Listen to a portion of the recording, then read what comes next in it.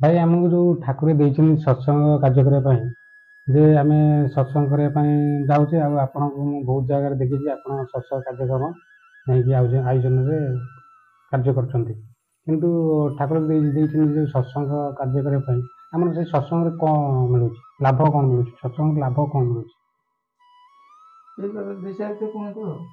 ଆଜ୍ଞା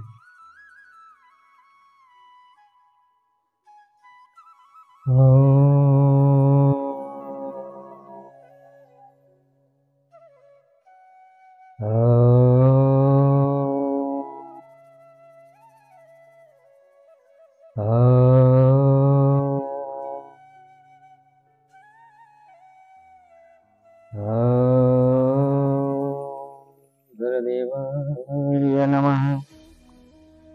ॐ गुरुदेवाय प्रेमदाताय यधमये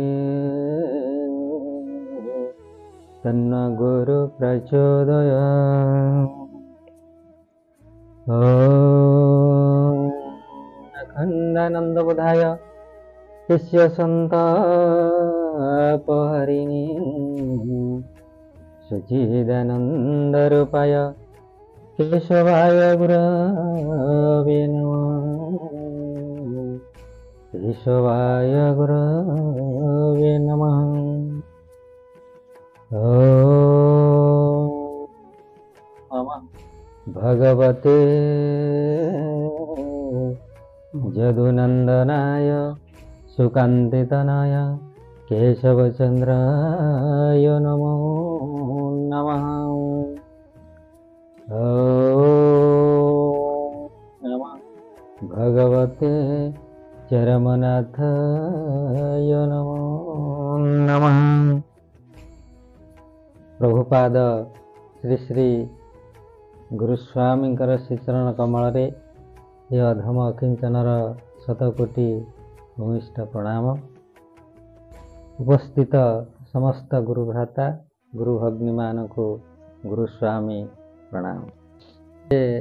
ठाकुर आमको जो सत्संग विधान देइचंती एवं सत्संग को मुख्य अंग भाव साधनार मुख्य अंश भाव से आमको करने आम भी बहुत सत्संग को जाऊे। आपनकर प्रश्न है कि सत्संग कले कौन लाभ मिलू।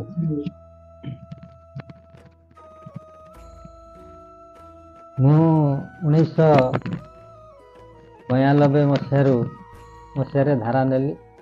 जिते मु धारा नेली सेते मु कौन सी धर्म कौन कौन सी कर्म कौन ठाकुर कौन भगवान कौन ये विषय मोर किसी धारणा नथिला। जिते आम पाख पड़िशा माने सब ठाकुरंकर धारा नेले सेठू मते प्रवर्त हेले जे कि तमे ठाकुरंकर जाओ ठाकुरंकर धारा नियो। सेठू तांको कथारे सेठू गली धारा नवा पई धारा हेठू आनिली। धारा आनला परे सेठू ठाकुरंको धारा आनिली ठाकुरंको पाखरे जाईकरी बसा उठा कली। एमती सब प्रत्येक दिन जिते बन हम जाई संध्या बेले संध्या समय ठाकुर पाखे बसे। ठाकुर से बसती ठाकुर सागर ठाकुर जो आलोचना करे देखे शुणे एमती शुणी शुणिक किछि दिन पर गोटे रज संक्रांति होता है। आम सब आश्रम को जाइए आमर जो कुश भाई सी तत्वाचार्य सी मत डाकिक कहले कहले तमें से गोटा जहाँ से लिस्ट हो तुम नाटा जा दे दो। मुझे कौन लिस्ट कि ना कौन ना गोटे आध्यात्मिक विद्या निकेतन आमर खोला हो ठाकुर इच्छा आठी तुम ना दे। आध्यात्मिक विद्या निकेतन कौन ये कौन मुझे विषय कि जापारे से मुगल टाइम माटेदेली बोले कौन कही कौन ना देवी ना देली कि माटेदेली से सी कौन कले ना मत मो नाटा को चढ़ईदे मो ना चढ़ईदे से विद्यानिकेतन से चलला। से ठाकुर निजे विद्यानिकेतन आरंभ शुभारंभ कले कले से कही जे कि जो विद्यानिकेतन टी गढ़ा हो ଏ ବିଦ୍ୟାନିକେତନର ଆଭିମୁଖ୍ୟ ହେଉଛି ଯେ କି ଗୋଟେ ନିର୍ଦ୍ଦିଷ୍ଟ ଗୋଟେ ବିଷୟବସ୍ତୁକୁ ନେଇକରି ପର୍ଯ୍ୟାୟକ୍ରମରେ ସେ ସବୁ ଆଲୋଚନା କରାଯିବ। ଆଉ ଏ ଯୋଉ ଶିକ୍ଷା ଦିଆଯିବ ଏ ଶିକ୍ଷାଟି ଜିନ୍ ନିର୍ବାଚନ କରାହେଇକିରି ଶିକ୍ଷା ଦିଆଯିବ। ଜିନ୍ ନିର୍ବାଚନ ଅର୍ଥ କ'ଣ ନା ଯିଏ ଯୋଉ ଶିକ୍ଷାକୁ ଗ୍ରହଣ କରିପାରିବ, ତା ଭିତରେ ଯୋଉ ଜିଜ୍ଞାସା ଅଛି। ଧର ଯେମିତି ଆମର ସ୍କୁଲ କଲେଜରେ ଯେମିତି ଜଣେ କିଏ ସାଇନ୍ସ ପଢିବ, କିଏ ଆର୍ଟ୍ସ ପଢିବ, କିଏ କମର୍ସ ପଢିବ, ସେଇଭଳି ହିସାବରେ ଶିକ୍ଷାଟା ଦିଆଯିବ। ମୁଁ କହିଲି ଭଲ କଥା, ଆମ ଜିନ୍ ଦେଖିକିରି ଠାକୁର ଆମକୁ ଶିକ୍ଷା ଗ୍ରହଣ ଦେବେ। ସେଠୁ ଆମେ ବସିଲୁ। ଯେତେବେଳେ ବସିଲୁ ପ୍ରତ୍ୟେକ ସପ୍ତାହରେ ଆମେ ଗୋଟେ ଦିନ ବସିବୁ। ସେଠୁ କୁଶ ଭାଇ ଆମର ଯେ ତତ୍ତ୍ୱ ଆଚାର୍ଯ୍ୟ ସେ ଆମ ପାଖରେ ବସନ୍ତି, ଆମକୁ କିଛି ଠାକୁରଙ୍କ ବିଷୟରେ ସବୁ ଶୁଣାନ୍ତି, କହନ୍ତି। ସେଠୁ ଏମିତି ବସୁ ଅନେକ ଦିନ ଚାଲିଗଲା। ସେଠୁ ଦିନେ ଠାକୁର ନିଜେ ତାଙ୍କ ତରଫରୁ ବିଦ୍ୟାନିକେତନକୁ ଆସିବା ପାଇଁ ନିଜ ତରଫରୁ କହିଲେ ଯେ ଆମେ ଜାଣିଲୁ ଯେ ଠାକୁର ସେଦିନ ଆସିବେ ବିଦ୍ୟାନିକେତନକୁ।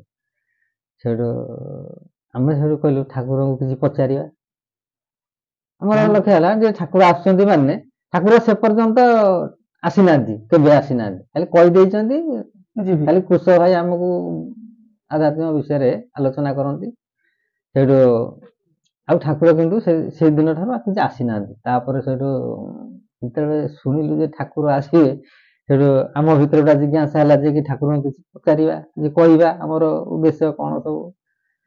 ସେଠୁ ମୁଁ କ'ଣ କଲି ନା ଠାକୁରଙ୍କୁ ପଚାରିବି କ'ଣ, ମୁଁ କ'ଣ କଲି ନା ଗୋଟେ ଲିଖିତ ଆକାରରେ ମୁଁ ଲେଖିଲି କାଗଜରେ ମୋର ଯାହା କହିବା କଥା ମୁଁ ଠାକୁରଙ୍କୁ ସେଠୁ ଲେଖିକି ଦେଲି। ଠାକୁରଙ୍କୁ ଲେଖିକି ଦେଲି। ଆମର ଜଣେ ଗୁରୁ ଭଉଣୀ ସେ ଯୋଉ ବ୍ରହ୍ମପୁର ଶାଖାର ସେ ଭଉଣୀଟି ସେ ଲେଖାକୁ ପଢିଲେ, ଠାକୁରଙ୍କ ପାଖରେ ଠିଆ ହେଇକିରି ସେ ଲେଖାଟାକୁ ପଢିକି ଠାକୁରଙ୍କୁ ଶୁଣେଇଲେ। ହଁ, ସେଠୁ ଯେତେବେଳେ ଶୁଣେଇଲେ ଠାକୁର କହିଲେ, ଠାକୁର ଶୁଣିଲେ। ଶୁଣିଲା ପରେ ସେ ପଚାରିଲେ ଯେ ତମେ କେତେ ଦିନ ହେଲା ଏଠି ବସିଲଣି? ମୁଁ କହିଲି ଠାକୁର ପଚାରୁଛନ୍ତି। ଠାକୁର କହିଲେ ଯେ ତମେ କେତେ ଦିନ ହେଲା ବସିଲଣି? ମୁଁ କହିଲି ପ୍ରାୟ 5-6 ବର୍ଷ ହେଇଗଲାଣି ଆମେ ଏଠି ବସିଛୁ। ଆଉ ଆପଣ ଯୋଉ କହିଥିଲେ ଯୋଉ ପର୍ଯ୍ୟାୟକ୍ରମରେ ଗୋଟେ ବିଷୟବସ୍ତୁ ନେଇକରି ଶିକ୍ଷା ଦିଆଯିବ, ଆଉ ଜିନ୍ ନିର୍ବାଚନ କରିବା ପାଇଁ ଯୋଉ କହିଥିଲେ ସେଇଟା କେବେ ହବ, ସେ ବିଷୟରେ ଆମେ ଜାଣିବାକୁ ଚାହୁଁଛୁ। ଆଉ ସେଠୁ ଠାକୁର କିଛି ସମୟ ଚୁପ୍ ରହିଲେ। ଚୁପ୍ ରହିକିରି ଗୋଟିଏ ଖାଲି ଛୋଟିଆ ଉତ୍ତରଟେ ଦେଲେ, ତମେ ବା 5-6 ବର୍ଷ ହେଲା ଏଠି ବସି ସାରିଲଣି। ଠାକୁର କହିଲେ ତମେ ବା 5-6 ବର୍ଷ ହେଲା ଏଠି ବସି ସାରିଲଣି, ଏତିକି ଖାଲି କହିଲେ। ସେଠୁ ମୁଁ ମୋର ବସିଲି। ତାପରେ ସେ ଯୋଉ ଠାକୁର ଯୋଉ କହିଲେ ଯେ ତମେ 5-6 ବର୍ଷ ହେଲା ବସି ସାରିଲଣି, ମୁଁ ସେତେବେଳେ ତାକୁ କିଛି ମାଇଣ୍ଡ କଲିନି। କ'ଣ କହିଲେ ଠାକୁର, କ'ଣ କହିଲେ ମୁଁ ଆଉ ବୁଝିପାରିଲିନି କି ଜାଣିପାରିଲିନି। ତାପରେ ଠାକୁରଙ୍କର ଚରମ ଯେତେବେଳେ ଚରମ ବାହାରି ଯାଇଥାଏ, ଚରମ ମୁଁ ପଢୁଥାଏ, କିନ୍ତୁ ଯେତେବେଳେ ଚରମ ପଢିଲି ଗୋଟେ ବିଷୟକୁ, ଠାକୁର ସେଠି ଲେଖିଛନ୍ତି ଯେ କି ଯାହାର ପୂର୍ବ ଜନ୍ମର ସଂସ୍କାର ନଥିବ ସେ ସତସଙ୍ଗରେ ବସିପାରିବନି। ଚରମରେ ଲେଖିଛନ୍ତି ଯେ ଯାହାର ପୂର୍ବ ଜନ୍ମର ସଂସ୍କାର ନଥିବ ସେ ସତ୍ସଙ୍ଗରେ ବସିପାରିବନି। ଆଉ ଗୋଟେ ଜାଗାରେ ଲେଖିଲେ ଯେ ଶ୍ରୁତି ମଣ୍ଡଳରୁ ଯିଏ ନ ଆସିଥିବ ସେ ଶ୍ରୋତା ହେଇପାରିବନି। ଏ ଜିନିଷ ଯେତେବେଳେ ଚରମରୁ ଠାକୁରଙ୍କ ବାଣୀରୁ ଦେଖି ପାଇଲି, ସେଠୁ ମୋର ସେଇଠି ଠାକୁରଙ୍କ କଥା ମୋର ମନେ ପଡିଗଲା। ସେ ଠାକୁର ମତେ ସେଦିନ ଏଇ ଉତ୍ତରଟା ଦେଇଥିଲେ ଯେ କି ତମେ 5-6 ବର୍ଷ ହେଲା ବସି ସାରିଲଣି। ଯୋଉ କହିଲେ ମୁଁ ଏଇ ବାଣୀଟାକୁ ଠାକୁରଙ୍କ କଥା ସହିତ ସଂଯୋଗ କରିଦେଲି। ମୁଁ କହିଲି ହୁଏତ ମୋର ପୂର୍ବ ଜନ୍ମର ସଂସ୍କାର ନଥିଲା, ଯେତେବେଳେ ମୁଁ ଏଠି 5-6 ବର୍ଷ ଠାକୁରଙ୍କ ପାଖରେ ବସିଲି, ମୁଁ ହয়তো ମୋର ସଂସ୍କାର ହେଇଗଲା ସେଇଠି। ଆଗରୁ ହୁଏତ ନଥିବା, ଏବେ ବସିବା ଦ୍ୱାରା ସଂସ୍କାର ହେଇଗଲା। ଆଉ ଶ୍ରୁତି ମଣ୍ଡଳରୁ ଯିଏ ନ ଆସିଥିବ ସେ ଶ୍ରୋତା ହେଇପାରିବନି। ତାହେଲେ ମୁଁ ଏଠି ଯେତେବେଳେ ବସିଲି 5-6 ବର୍ଷ, ତାପରେ ଠାକୁରଙ୍କ ପାଖରେ ବି ସନ୍ଧ୍ୟାବେଳେ ଆମେ ଆସିକିରି ଠାକୁରଙ୍କ ପାଖରେ ବସୁ, 9ଟା 10ଟା ଏମିତି ହେଇଯାଏ ଠାକୁରଙ୍କ ପାଖରେ ବସିବା, ଠାକୁରଙ୍କ କଥା ଶୁଣିବା।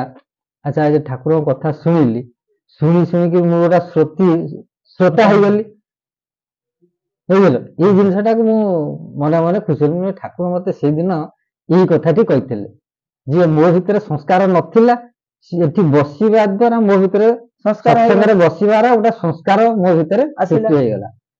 ଆଚ୍ଛା ଶ୍ରୁତି ମଣ୍ଡଳ ମୁଁ ଯେତେବେଳେ ଠାକୁରଙ୍କ ପାଖରେ ବସିଲି, ଏଠି କେବଳ ଠାକୁରଙ୍କ କଥା ଶୁଣିଲି, ଗୁରୁଙ୍କ ବାକ୍ୟକୁ ଗ୍ରହଣ କଲି। ଯେ ଗୁରୁ ବାକ୍ୟକୁ ମୁଁ ଯେତେବେଳେ ଶୁଣିଲି, ମୋ ଭିତରେ ଶ୍ରୋତା ହବାର ଜିଜ୍ଞାସା ସୃଷ୍ଟି ହେଇଗଲା ଯେ ମୁଁ ଗୋଟେ ଶ୍ରୋତା, ଯେ କି ଏହି ଶ୍ରୋତା ଆଜି ମୁଁ ଏଇଠି ବସିବା ଦ୍ୱାରା ମୋ ଭିତରେ ସଂସ୍କାର ହେଇଯିବା ଦ୍ୱାରା ମୁଁ ଆଜି ଅନେକ ସତ୍ସଙ୍ଗକୁ ଯାଇପାରୁଛି, ଅନେକ ଶାଖା ସଂଗଠନକୁ ବି ଯାଇକି ଶାଖା ମାନଙ୍କରେ ସବୁ ଯୋଗ ଦଉଛି। ଯେ କି ଯୋଉଠି ଶାଖା ଗଠନ ହେଇଛି ସେଠି ଘର ପାଖର ଲୋକ, ସେଇ ଶାଖା ଅନ୍ତର୍ଭୁକ୍ତ ଲୋକ ବି ଶାଖାକୁ ଆସି ପାରୁନାହାନ୍ତି। ଦିନେ ଆସିଲେ ଦିନେ ନାହିଁ, କି ଆସୁନି, କି ବିଲକୁଲ ଆସୁନି, ଏଇଭଳି ସ୍ତରରେ ମୁଁ ଆଜି ହয়ତ 5ଟା 6ଟା ଶାଖାକୁ ଆଟେଣ୍ଡ କରୁଛି, ଯେ କି ମୁଁ ସପ୍ତାହରେ 7 ଦିନ ବି ମାନେ ସତ୍ସଙ୍ଗ କରିପାରୁଛି, ଯାଇପାରୁଛି। ଯେ ଯୋଉ ଶାଖା ବାରି ଯୋଉ ଦିନ ହେଲା ମୁଁ ସେ ବାରରେ ଯାଇ ତାଙ୍କ ଶାଖାରେ ପହଞ୍ଚି ଯାଉଛି, ସେଠି ବି ବସୁଛି। ସେମାନେ ଆଶ୍ଚର୍ଯ୍ୟ ହଉଛନ୍ତି ଯେ ଆମେ ଏଠି ବସି ପାରୁନୁ, ଇଏ ଏତେ ବାଟରୁ ଆସିକିରି ଆମ ଶାଖାରେ ଯୋଗ ଦେଉଛନ୍ତି। ତେଣୁ ସେମାନେ ଆଶ୍ଚର୍ଯ୍ୟ ହଉଛନ୍ତି। ତାହେଲେ ଏଠି ମୁଁ କଣ ଅନୁଭବ କଲି ଯେ କି ଜଣେ ଶ୍ରୋତା ହେଇପାରୁଛି କେମିତି, ଜଣେ ସତ୍ସଙ୍ଗୀ ହେଇପାରୁଛି କେମିତି, ତା ଭିତରେ ଗୋଟେ ସଂସ୍କାରର ଆବଶ୍ୟକତା ଅଛି। ଯଦି ଆମ ଭିତରେ ସଂସ୍କାର ନାହିଁ, ଆମେ ସତ୍ସଙ୍ଗରେ ବସିଲେ ଆମ ଭିତରେ ସତ୍ସଙ୍ଗର ବସିବାର ଗୋଟେ ସଂସ୍କାର, ଗୋଟେ ଅଭ୍ୟାସ, ସଂସ୍କାର ତ ଛାଡ, ଆମେ ଗୋଟେ ଅଭ୍ୟାସ ହେଇଯିବ ନା ନାଇଁ। ଆମ ଭିତରେ ଗୋଟେ ଅଭ୍ୟାସ ହେଇଗଲେ ଯେ କି ଆମେ ପ୍ରତ୍ୟେକ ଦିନ ସତ୍ସଙ୍ଗରେ ବସିବାର ଗୋଟେ ଜିଜ୍ଞାସା ସୃଷ୍ଟି ହବ, କି ଠାକୁରଙ୍କ କଥା ଯଦି ଆମେ ବାର ବାର ଶୁଣିବା, ଆମ ଭିତରେ ଶୁଣିବାର ଗୋଟେ ଜିଜ୍ଞାସା ସୃଷ୍ଟି ହେଇଯିବ, ଆମେ ବାର ବାର ଶୁଣିବା। ତାହେଲେ ଠାକୁରଙ୍କ କଥା ଶୁଣିବାରେ କିଛି ଅଛି ନା ନାଇଁ, ଜାଣିବାରେ କିଛି ଅଛି। ଠାକୁରଙ୍କ କଥା ଶୁଣିଲେ ଠାକୁରଙ୍କ ବିଷୟରେ କିଛି ଜାଣିବାରେ ଆମର ଆବଶ୍ୟକତା ଅଛି କି ନାଇଁ? ତେଣୁକରି ଆମେ ଯେତେବେଳେ ସତ୍ସଙ୍ଗରେ ନ ବସିବା, ତାହେଲେ ଠାକୁରଙ୍କ କଥାକୁ ଜାଣିପାରିବାନି, କଣ ବୁଝିଲେ। ତେଣୁକରି ଆମେ ଠାକୁର, ଏଇଥିପାଇଁ ମୁଁ ବାରମ୍ବାର ବିଭିନ୍ନ ସତ୍ସଙ୍ଗକୁ ପ୍ରତ୍ୟେକ ଦିନ ସତ୍ସଙ୍ଗର ସୁଯୋଗ ନଉଛି। ତାପରେ ଠାକୁର ଚରମରେ ଲେଖିଲେ ଯେ ସତସଙ୍ଗ ଅଟେ କାରଣ ଭୂଇଁ, ସତସଙ୍ଗ ଅଟେ କାରଣ ଭୂଇଁ। ଆଚ୍ଛା ସତସଙ୍ଗ କଲେ ତରି ଯିବାର ବାଟଟା ହଉଛି ସତସଙ୍ଗ, ଏ କଥା ଠାକୁର ଲେଖିଲେ। ଡାକରେ ନ ଡାକ ଯାଏ ମୁଁ ଧାଇଁ, ସତସଙ୍ଗ ଅଟେ ପହଞ୍ଚେ ଯାଏ। ଯଦି ଆମେ ସତସଙ୍ଗକୁ ନ ଡାକିଲେ ବି ଠାକୁର ଯାଇ ସେଠି ପହଞ୍ଚୁଛନ୍ତି, ତାହେଲେ ଆମେ ସତସଙ୍ଗରେ ଆମେ ପହଞ୍ଚି ଯିବାର ଅସୁବିଧା କୋଉଠି ଅଛି? ତାହେଲେ ଆମେ ଯେତେ ସତ୍ସଙ୍ଗରେ ପହଞ୍ଚିଯିବା, ଆମେ ଠାକୁରଙ୍କ ସହିତ ଠାକୁରଙ୍କ ପାଖରେ ପହଞ୍ଚିଗଲେ।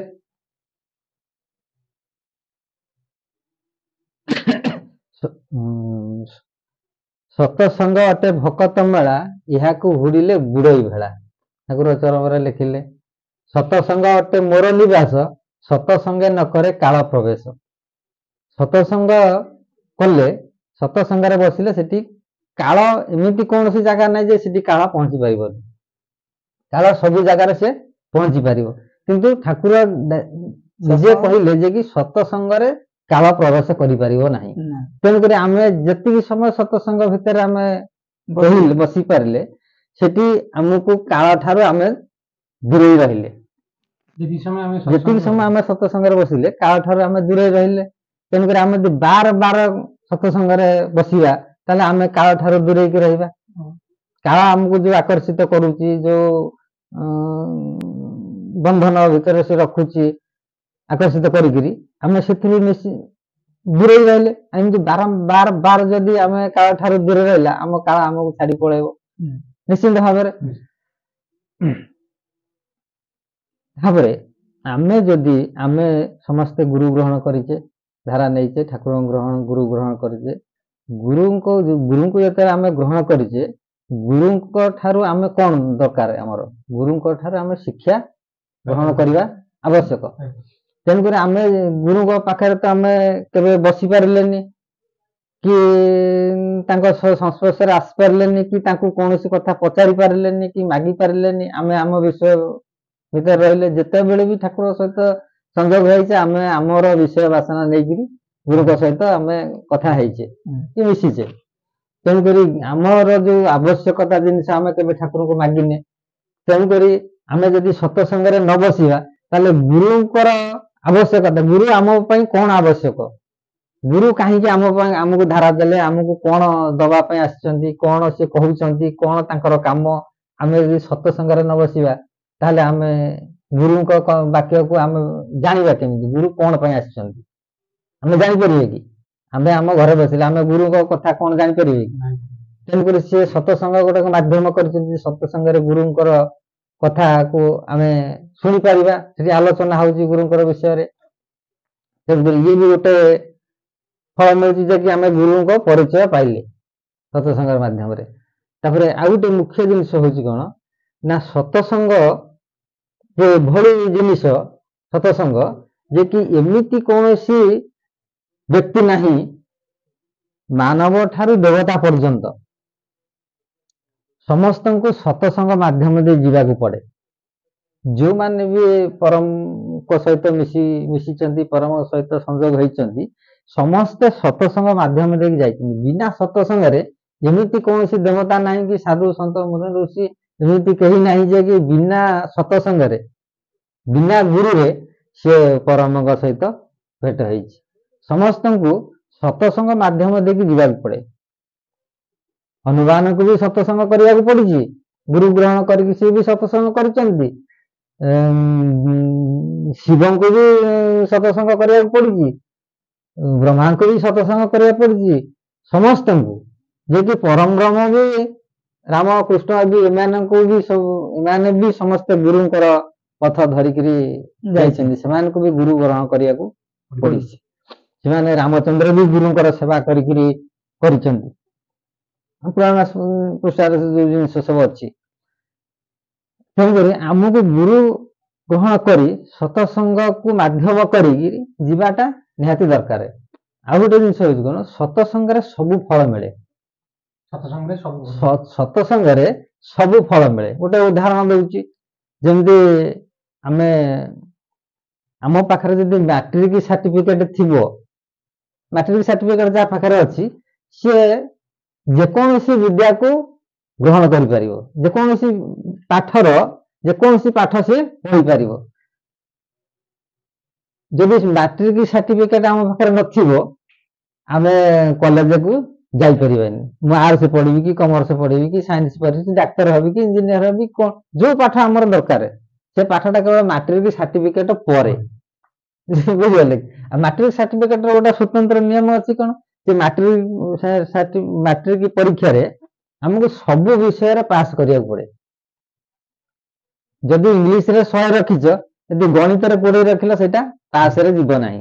ତେଣୁକରି ସବୁ ପ୍ରତ୍ୟେକ ବିଷୟରେ ଆମକୁ ପାସ୍ କରିବାକୁ ପଡେ, ନାଇଁ କି? ଏଇଟା ନାଇଁ। ତେଣୁକରି ଏଇ ଜିନିଷ ଆମେ ଯଦି ସତସଙ୍ଗରେ ସେଇଭଳି ଜିନିଷ ସବୁ ବିଷୟରେ ସେଠି ପଢାଯାଏ, ସବୁ ବିଷୟକୁ ସେଠି ପଢାଯାଏ, ଆଉ ସବୁ ବିଷୟରେ ଆମକୁ ଉତ୍ତୀର୍ଣ୍ଣ ହବାକୁ ପଡିଥାଏ। କେମିତି ନା ଆମେ ସତସଙ୍ଗରେ ଆମକୁ ଠାକୁର ଯୋଉ ବାଟ ଦେଖେଇଛନ୍ତି, ସତସଙ୍ଗରେ ଧ୍ୟାନ, ଧାରଣା, ଜପ, ତପ, ଜ୍ଞାନ, ପ୍ରଣାମ, ନିୟମ, ଆଚରଣ, ଚରିତ୍ର ଗଠନ, ଯେ କି 10 ମୋଦକ ସନ୍ଦେଶ ପତ୍ରରେ ଯେ ଠାକୁର ଯୋଉ 10 ମୋଦକ ଦେଇଛନ୍ତି, ସେ 10 ମୋଦକର ଫଳ ବି ସେ ସତସଙ୍ଗରେ ମିଳେ। ସତସଙ୍ଗରେ ବସିଲେ ଆମକୁ ସବୁ ପ୍ରକାର ଫଳ ମିଳୁଛି। ଉଦାହରଣ ଦଉଛି, ଆମେ ଗଲେ ସତସଙ୍ଗକୁ, ପ୍ରଥମେ ସତସଙ୍ଗ କଲେ ଆମେ ସେଠି ପ୍ରଣାମ, ଟିକେ ସାଷ୍ଟାଙ୍ଗ ପ୍ରଣାମ କରୁଛେ ନା ନାଇଁ? ସାଷ୍ଟାଙ୍ଗ ପ୍ରଣାମ କଲେ, ଆସନରେ ବସିଲେ ଆମକୁ ଧ୍ୟାନ ଦରକାର। ଧ୍ୟାନର ଅର୍ଥ କଣ ନା ଧ୍ୟାନ ମୂଳଂ ଗୁରୁ ମୂର୍ତ୍ତି, ଧ୍ୟାନର ମୂଳ ହଉଛି ଗୁରୁ ମୂର୍ତ୍ତି। ତେଣୁକରି ଆମେ ଯେତେବେଳେ ସତସଙ୍ଗରେ ବସିଲେ, ଆସନରେ ବସିଲେ, ସାମ୍ନାରେ ଗୁରୁଙ୍କ ମୂର୍ତ୍ତିକୁ ଦେଖି ଦର୍ଶନ କଲେ ନା ନାଇଁ? ତେଣୁ ସେଠି ଆମର ଧ୍ୟାନ ହେଇଗଲା। ସତସଙ୍ଗରେ ବସିଲା ସେଠି ଧ୍ୟାନ ହେଇଗଲା ନା ନାଇଁ? ଗୁରୁ ବନ୍ଦନା କଲେ, ପୂଜା କଲେ, ପୂଜା ବି ହେଲା, ଗୁରୁ ବନ୍ଦନା କଲେ, ପ୍ରାର୍ଥନା କଲେ, ନାମ କଲେ, ଶାସ୍ତ୍ର ପାଠ କଲେ, ଏଇ ଆଚରଣ ସବୁ ଆମକୁ ଠାକୁର ଦେଇଛନ୍ତି ନା ନାଇଁ? ଏଇଆକୁ ପ୍ରତ୍ୟେକ ଦିନ ପାଳନ କରିବା ପାଇଁ ଠାକୁର ଆମକୁ କହିଛନ୍ତି ନା ନାଇଁ? ଶାସ୍ତ୍ର ପାଠ କଲେ, ସେଠୁ ପ୍ରବଚନ ଠାକୁରଙ୍କର ଜ୍ଞାନକୁ ଆମେ ଆହରଣ କଲେ, ଶୁଣିଲେ, ସେଠି ଜ୍ଞାନ ଅର୍ଜନ କଲେ। ତାପରେ ଦଶ ମୋଦକରେ ଠାକୁର ଯୋଉ ଲେଖିଛନ୍ତି ଉଚ୍ଚ ନିଚ ଭେଦଭାବ ରଖିବୁ ନାହିଁ, ସେଠି ସତ୍ସଙ୍ଗରେ ଉଚ୍ଚ ନିଚ ଭେଦଭାବ ରହେ? କିନ୍ତୁ ଆମ ସମାଜରେ ଉଚ୍ଚ ନିଚ ଭେଦଭାବ ରଖୁଛେ ନା ନାଇଁ? କିନ୍ତୁ ସତ୍ସଙ୍ଗରେ ଉଚ୍ଚ ନିଚ ଭେଦଭାବ ନାହିଁ। ମୈତ୍ରୀ ଭାବ ପୋଷଣ କରିବୁ, ଦଶ ମୋଦକରେ ଅଛି। ଆମର ସେଠି ସମସ୍ତେ ମୈତ୍ରୀ ଭାବରେ ବସନ୍ତ ନାହିଁ, ଚିହ୍ନା ନାହିଁ, ପରିଚୟ ନାହିଁ, ଜଣା ନାହିଁ, ଶୁଣା ନାହିଁ, କିନ୍ତୁ ସମସ୍ତେ ମୈତ୍ରୀ ଭାବଟା ଥାଏ, ଅଟୋମେଟିକ ହେଇଯାଏ ନା ନାଇଁ? ଉଚ୍ଚ ନିଚ ଭେଦଭାବ ରଖିବୁ ନାହିଁ, ନାଇଁ ଶିକ୍ଷାଗତ ଯୋଗ୍ୟତା ମାପିବୁନି, ମୁଁ କୋଟିପତି ସିଏ ବା ଦିନ ମଜୁରିଆ, ସେଠି ସତ୍ସଙ୍ଗରେ ସେ ଭେଦଭାବ ରହେ କି? ଅଟୋମେଟିକ ଦିନ ମଜୁରିଆଟା ଯୋଉଠି ବସିଛି, ଆମେ ଯୋଉ ପାଲ ଉପରେ ଦିନ ମଜୁରିଆଟା ବସୁଛି, ସେଇ ପାଲ ଉପରେ ପାଲ ଉପରେ ବି ଜଣେ କୋଟିପତି ବସୁଛି, ସାଙ୍ଗ ହେଇକି ଗୋଟେ ଜାଗାରେ ବସୁଛନ୍ତି। ଏଠି ଯୋଉ ମାନେ ଶିକ୍ଷାଗତ ଯୋଗ୍ୟତା, ଏମିତି ପ୍ରତ୍ୟେକ ଜିନିଷ, ପ୍ରତ୍ୟେକ ଦଶ ମୋଦକର ପ୍ରତ୍ୟେକ ନିୟମ ସେଇ ସତ୍ସଙ୍ଗରେ ବସିଲେ ଆମକୁ ମିଳିଯାଉଛି। ତେଣୁକରି ସତ୍ସଙ୍ଗଟା ଆମର ଏଇ ଯେମିତି ବାଟରେ ସବୁ ବିଷୟକୁ ପାସ୍ କରିବାକୁ ପଡେ, ସେମିତି ଏଠି ସତ୍ସଙ୍ଗରେ ବସିଲେ ଆମେ ଆମକୁ ସବୁ ବିଷୟକୁ ଅତିକ୍ରମ ଆମେ ପାରୁଛେ। ସତ୍ସଙ୍ଗରେ ବସିଲେ ଆମେ ସବୁ ଦଶ ମୋଦକର ପ୍ରତ୍ୟେକ ନିୟମକୁ ଆମେ ସେଠି ପାଳନ କରୁଛେ। ଆମକୁ ଠାକୁର ଯୋଉ ଧାରା ଦେଇଛନ୍ତି ନିୟମ ଯୋଉ ପାଳନ କରେ ସକାଳ ସନ୍ଧ୍ୟା ବେଳେ, ସେ ନିୟମ ବି ସେ ସତ୍ସଙ୍ଗ ମଧ୍ୟରେ ଆମେ କରିପାରୁଛେ, ପାଇପାରୁଛେ ସେ ଫଳଟା। ତେଣୁକରି ସତ୍ସଙ୍ଗଟା ଆମ ପାଇଁ ନିହାତି ଆବଶ୍ୟକ ଅଛି। ତାପରେ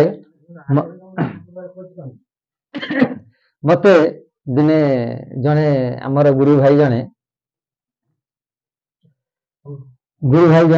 ସିଏ ମତେ ପ୍ରଶ୍ନ କଲେ। କଣ ପ୍ରଶ୍ନ କଲେ ନା, ତମେ ଯୋଉ ସତ୍ସଙ୍ଗ ସବୁ ଯାଉଛ, ବିଭିନ୍ନ ସତ୍ସଙ୍ଗ ଏତେ ପରିଶ୍ରମ କରିକି ସବୁ ଯାଉଛେ, ଆଉ ତମକୁ କିନ୍ତୁ ସେ ସତ୍ସଙ୍ଗର ଫଳ ମିଳିବନି, ସତ୍ସଙ୍ଗର ଫଳ ତମକୁ ମିଳିବନି। ମୁଁ କହିଲି କାହିଁକି ମିଳିବନି? ନା ସତ୍ସଙ୍ଗ ଆଜି ବର୍ତ୍ତମାନ ଯୋଉ ସତ୍ସଙ୍ଗ ଚାଲିଛି, ଏରା ସବୁ ତାର ନୀତି ନିୟମ, ବିଧି ବିଧାନ, ଆଉ ଠାକୁର ଯୋଉ ସତ୍ସଙ୍ଗର ଯୋଉ ବିଧାନ ସବୁ ଦେଇଥିଲେ, ଏସବୁ ବିଧାନ ଆଉ ସତ୍ସଙ୍ଗରେ ଚାଲୁନି। ଆଉ ତମେ ସବୁ ଯାଉଛ କେବଳ ଖାଲି ପଥ ପରିଶ୍ରମ କରିକି ଯାଉଛ, ଖାଲି ବସିକିରି ଆସୁଛ ନା, କିନ୍ତୁ ଫଳ କିନ୍ତୁ ମିଳିବନି। ଜଣେ ଭାଇ କହିଲେ, ସେଠୁ ମୁଁ ତାଙ୍କୁ ଡାଇରେକ୍ଟ କହିଲି, ମୁଁ କହିଲି ସତ୍ସଙ୍ଗ ଯୋଉ ଯାଉଛି ଯୋଉ ଫଳ ମିଳିବନି ଆପଣ କହୁଛନ୍ତି, ମୁଁ ସେ ଫଳ ପାଇସାରିଲେଣି, ବୁଝିଲେ? ସେ ଭାଇକି କହିଲେ, ହଁ, ମୁଁ କହିଲି ମୁଁ ବା ଫଳ ପାଇସାରିଲିଣି, ସତ୍ସଙ୍ଗ ଯେତିକି ଦିନ ଯାଇଛି ମୁଁ ଫଳ ପାଇସାରିଲେଣି। ତାଙ୍କୁ ଏଇ ଯୋଉ କଥାଟି ସେ କହିଲି, ମୁଁ ସତ୍ସଙ୍ଗରେ କେମିତି ପ୍ରଥମରୁ ଯୋଉ କଥାଟି କହିଲି, ସେଇ କଥା ମୁଁ ତାଙ୍କୁ ସେଠି ଦେଖେଇଲି ଯେ କି ସତ୍ସଙ୍ଗରେ ଏଇଭଳି ଫଳ ମୁଁ ପାଇସାରିଛି, ଯେ କି ମୋ ଭିତରେ ଯଦି ସେ ଫଳ ନାହିଁ, ମୁଁ ସତ୍ସଙ୍ଗ ଯାଇପାରୁଛି ନା ନାଇଁ? ସତ୍ସଙ୍ଗରେ ବସି ପାରୁଛି ନା ନାଇଁ? ମୁଁ ତ ବସୁଛି ନା, ସତ୍ସଙ୍ଗରେ ବସୁଛି ନା, ଆଉ ତେଣୁ ଫଳ ନାହିଁ କିନ୍ତୁ ମୁଁ ବସିଛି। ଠାକୁର ମତେ କହିଥିଲେ ତୁମେ 6 ବର୍ଷ ହେଲା ଏଠି ବସି ସାରିଲାଣି, ତାହେଲେ ମୁଁ ବସିଥିଲି, ସେଠି ଫଳ ମିଳିଲା ନା ନାଇଁ ମତେ? ସେଠି ସତ୍ସଙ୍ଗରେ ମୁଁ 6 ବର୍ଷ ଠାକୁରଙ୍କ ପାଖରେ ବସିଥିଲି ବୋଲି ଆଜି ମୁଁ ବିଭିନ୍ନ ସତ୍ସଙ୍ଗରେ ବସି ପାରୁଛି ନା ନାଇଁ? ଅନ୍ୟମାନେ ଯୋଉମାନେ ସତ୍ସଙ୍ଗ ଯାଉନାହାନ୍ତି, ସେମାନେ ସତ୍ସଙ୍ଗକୁ ନା ଯାଇପାରୁଛନ୍ତି, ନା ସତ୍ସଙ୍ଗରେ ବସି ପାରୁଛନ୍ତି, ନା ସତ୍ସଙ୍ଗକୁ ଶୁଣି ପାରୁଛନ୍ତି। କଣ ବୁଝିପାରିଲେ? ତେଣୁ ଏ ଫଳଟା ମୁଁ ପାଇସାରିଛି ନା ନାଇଁ, ଯେ କି ମୁଁ ସତ୍ସଙ୍ଗରେ ବସୁଛି। ତେଣୁ ଆଉ ଫଳ କଣ? ମୁଁ ତାଙ୍କୁ ଗୋଟେ ଉଦାହରଣ, ମୁଁ କହିଲି ଆପଣ ଚାଷ କରନ୍ତି, ମୁଁ କହିଲି ଆପଣ 4 ଏକର ଜମି ଚାଷ କରୁଛନ୍ତି, ଆପଣଙ୍କର ଦରକାର କେତେ? 100 ବସ୍ତା ଧାନ ଦରକାର। 100 ବସ୍ତା ଧାନ ପାଇଁ ଆପଣ ପ୍ରାଣପଣେ ଚେଷ୍ଟା କରୁଛନ୍ତି, ଯଦି 100 ବସ୍ତା ନ ମିଳେ ଆପଣଙ୍କୁ, ଆପଣ ନିହାତି ଟିକେ ମନ ବିରସ କରିବେ, ନାଇଁ ମୋର ହେଲାନି ଆଉ। କିନ୍ତୁ ସେ 100 ବସ୍ତା ଧାନ ଅମଳ କରିବା ପାଇଁ ଆପଣ କେବେଠାରୁ ପ୍ରକ୍ରିୟା ଆରମ୍ଭ କରୁଛନ୍ତି? ପ୍ରଥମେ ଖରା ଦିନେ ବିଲକୁ ହିଡ଼ ମାରୁଛନ୍ତି, ତାକୁ ଚାଷ ମାନେ ଚାଷ 2 ଗାରେ 3 ଗାରେ କରିକିରି ଚାଷ କରି ଚାଷ ରଖୁଛନ୍ତି। କରିକି ମାଟିକି ଗୁଣ୍ଡ କରିକି ରଖୁଛନ୍ତି ଘାସ ମାଡ଼ିକିରି। ତାପରେ ଯେତେବେଳେ ଅଷାଢ଼ ମାସ ହେଲା, ବର୍ଷା ଦିନ ସମୟ ଆସିଲା, ସେଠୁ ବିଲକୁ ଗୋଟେ ଓରଦା ପକେଇଲେ, ତାକୁ ହିଡ଼ ବାଡ଼ ସବୁ ଦେଲେ ପାଣି ରୋକିବା ପାଇଁ। ତାପରେ ସେଠୁ ଓରଦା ପଇଲା, ତାପରେ ସେଠୁ କାଦୁଅ କଲେ ଧାନ ରୋଇବା ପାଇଁ। ଆଚ୍ଛା, ଏଇ ଯୋଉ ପ୍ରକ୍ରିୟା ଆପଣ ଆରମ୍ଭ କରୁଛନ୍ତି, ଏ ପ୍ରକ୍ରିୟାରେ ଆପଣ ଗୋଟେ ଗୋଟେ ଷ୍ଟେପ ଯାଉଛନ୍ତି। ଆଚ୍ଛା, ଏଇ ଯୋଉ ଧର ବିଲରେ ଆପଣଙ୍କର ହିଡ଼ ଦେଇଦେଲେ, ପାଣି ରୋକିବା ପାଇଁ ହିଡ଼ ଦେଇଦେଲେ, ଆପଣ ମନେ ମନେ ମନରେ ଆସି ଖୁସି ହଉଛନ୍ତି ନା, ଯାଉ ମୋର ବିଲ ବାଡି ଗୁରା ସବୁ ହିଡ଼ ଦିଆ ହେଇଗଲା, ହିଡ଼ ବାଡ଼ ସବୁ ଦିଆ ହେଇଗଲା, ଖାଲି ଗାଡି ଆଇଲେ କାଦୁଅ ଓରଦା ପଡିବ, ଆଉ ଓରଦା ବି ପଡିଗଲା, ମନେ ପଡେ ଯାହା ବିଲ ଗୁରା ସବୁ ଓରଦା ପଡିଗଲା, ଆଉ ଏଥର ଖାଲି କାଦୁଅ ହବ, ରୁଆ ହବ। ଆଚ୍ଛା, ବିଲ କାଦୁଅ ହେଇଗଲା, କାଦୁଅ ହେଇଗଲା, ସେଠୁ ଆସିକିରି ମନରେ ଖୁସି ହଉଛନ୍ତି ଯେ କି ଯାହା ହଉ ବିଲ ଗୁରା ସବୁ କାଦୁଅ ହେଇଗଲା, ଖାଲି ତଳି ଉପଡ଼ା ହବ, ରୁଆ ହବ। ବିଲ ସେଠୁ ରୁଆ ବି ହେଇଗଲା, ରୁଆ ହେଇଗଲା ପରେ ଯାହା ହବ ବିଲ ଗୁଡା ସବୁ ରୁଆ ହେଇଗଲା। ଆପଣ ଏଇ ଯୋଉ ଆନନ୍ଦ ଆପଣଙ୍କୁ ଦଉଛି, ଏଇ ଯୋଉ ପ୍ରକ୍ରିୟା ଦେଇକି ଆପଣ ଗତି କରୁଛନ୍ତି, ଏ ପ୍ରକ୍ରିୟାଟା ଗୋଟେ ଗୋଟେ ପ୍ରକ୍ରିୟାରେ ଆପଣ ଆନନ୍ଦ ପାଇପାଇକା ଯାଉଛନ୍ତି ନା ନାଇଁ? ଏଇ ଆନନ୍ଦ ଆପଣଙ୍କୁ ଆଗକୁ ଆଗକୁ ନେଇକି ଯାଉଛି ନା ନାଇଁ? ଫଳ ସେଠି ଅଛି? ମତେ କୁହନ୍ତୁ, ଫଳ ସେଠି ଅଛି କି? ଫଳ ତ ସେଠି ନାହିଁ। ବିଲ ରୋଇଦେଲେ ଫଳ ମିଳୁଛି କି?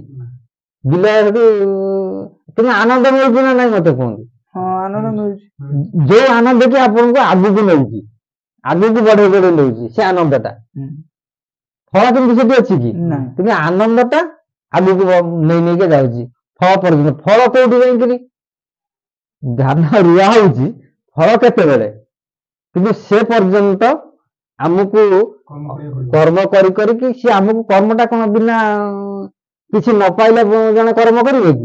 ପାଉଛି କଣ ନା ଆନନ୍ଦ। ଯୋଉ ଆନନ୍ଦ କି ଆମକୁ ଆଗକୁ ଆଗକୁ ନେଇଯାଉଛି।